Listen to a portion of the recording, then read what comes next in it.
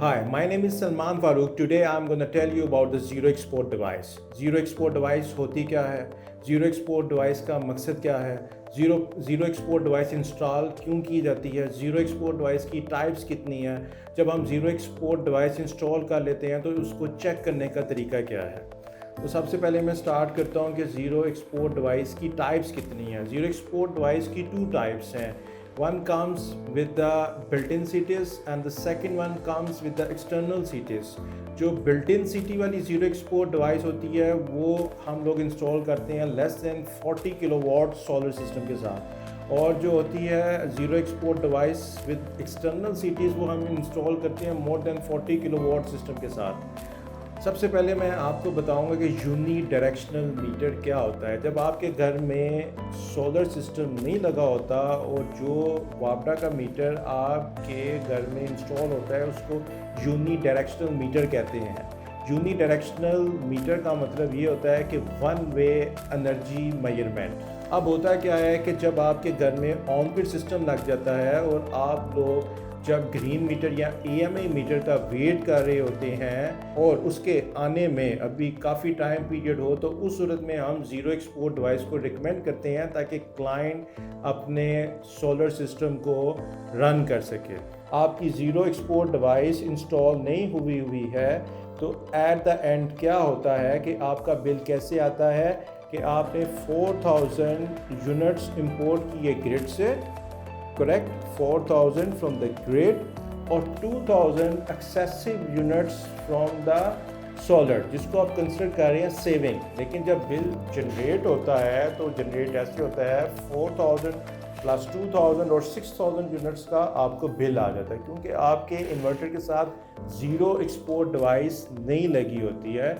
जो excessive units होते हैं जो सोलर सिस्टम आपका प्रोड्यूस करता है, तो वो आपका जो यूनी डायरेक्शनल मीटर जो आपका वापडा का मीटर होता है, क्योंकि वो उसको कंसिडर करता है कि वो वापडा से ही इंपोर्ट किए हुए हैं. यानी इस कॉन्सेप्ट को मैं इस तरह समझाता हूँ कि आपका जो वापडा का मीटर है उसके अंदर चाहे यूनिट्स इंपोर्ट के आएँ चाहे यूनिट्स एक्सपोर्ट के आएँ, उसने यही कंसिडर करना है इन अ वन वे कि वो इंपोर्ट के यूनिट्स हैं और वो आपके वैसे ही बिल जनरेट कर देगा. ठीक है, तो इस सारी मुसीबत से बचने के लिए हम ज़ीरो एक्सपोर्ट डिवाइस को इंस्टॉल करते हैं. यानी इस सारी प्रॉब्लम का जो हल है वो ज़ीरो एक्सपोर्ट डिवाइस है. अब यूजुअली ज़ीरो एक्सपोर्ट जो डिवाइस है वो इस सिनेरियो में इंस्टॉल की जाती है जब आपका EMI मीटर और ग्रीन मीटर आने में थोड़ा टाइम दरकार होता है. यानी कि आपकी एक्सपेक्टेशन है कि मेरा EMI meter green meter 1 month में आ जाएगा, 2 मंथ में आ जाएगा, लेकिन कुछ हर्डल्स की वजह से आपको ये पता चलता है कि मेरा ग्रीन मीटर लग नहीं सकता या मेरा ग्रीन मीटर आफ्टर 8 मंथ्स आएगा. तो अब आप सिस्टम लगा चुके होते हैं, इन्वेस्टमेंट कर चुके होते हैं, तो फिर इसका जो अल्टरनेटिव सोल्यूशन है वो है zero export device.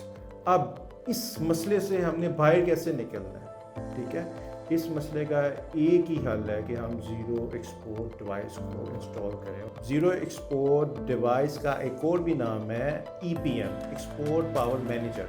Zero export device काम कैसे करती है, ये आपके ज़हन में एक सवाल चल रहा है. जो ज़ीरो एक्सपोर्ट डिवाइस है वो ये मैनेज करती है कि आपके एक्सेसिव जो यूनिट्स हैं वो एक्सपोर्ट ना हो सके. अब इसमें 2 सिनेरियोस बनते हैं. एक सिनेरियो ये है कि आपने घर में 4 किलोवाट का लोड ऑन किया, ठीक है, आपके जो सोलर सिस्टम की प्रोडक्शन है वो 10 किलोवाट की है. इसमें ज़ीरो एक्सपोर्ट डिवाइस क्या करेगी, जो एक्सेसिव 6 किलोवाट का जो लोड है उसकी एक्सपोर्ट को ख़त्म कर देगी ताकि आपका बिल ज़्यादा जनरेट ना हो. एंड द सेकंड सिनेरियो, आपके घर में 15 किलोवाट का लोड चल रहा है, आपकी जो सोलर सिस्टम की प्रोडक्शन है वो 10 किलोवाट की है.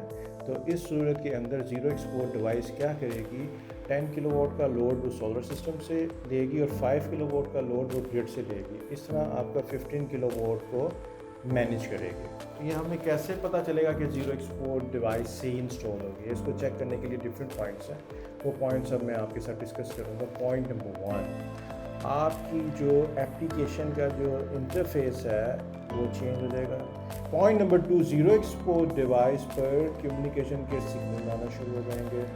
And the point number 3، inverter کے اوپر جو ٹوٹل لوڈ ہے اس کی ریڈنگ آنا شروع ہو جائے گی. وہ ریڈنگ کیسے آتی ہے اس کو میں آپ کو بتا دیتا ہوں. پی وی کی total power like we can say the 10 kilowatt, and the grid کی total power we can say the 100 kilo what. تو آپ کے جو انورٹر کے اوپر 110 کلو واٹ شو ہو رہے ہوں گے.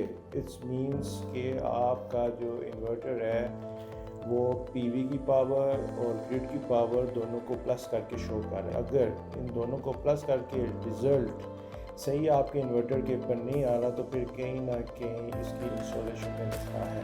دس is the tip for the customers and the installers as well. اس بات کا آپ نے خیال رکھنا ہے کہ جب آپ زیرو ایکسپورٹ ڈیوائس وداؤٹ سی ٹیز اور سی ٹیز کو انسٹال کرتے ہیں یونیڈائریکشنل اور ڈسٹریبیوشن باکس کے بیچ میں، تو آپ نے اس بات کا اگین آئی ایم ریپیٹنگ آپ نے خیال رکھنا ہے اس سے پہلے کوئی کنیکٹڈ لوڈ نہیں ہونا چاہیے. اگر کوئی کنیکٹڈ لوڈ ہوگا تو ٹوٹل پاور، جیسے میں آپ کو پہلے بتا چکا ہوں، جو ٹوٹل پاور ہے وہ پی وی کی پاور پلس گریڈ کی پاور آپ کے انورٹر پہ شو ہوتی ہے ان کلو واٹ. ٹھیک ہے، تو اس کی ریڈنگ صحیح نہیں آئے گی. تو کلائنٹ آپ کو کہے گا کہ میرے گھر میں 14 کلو واٹ کا لوڈ چل رہا ہے اور انورٹر جو ہے 2 کلو واٹ کا لوڈ شو کر رہا ہے، آپ کا انورٹر خراب ہے.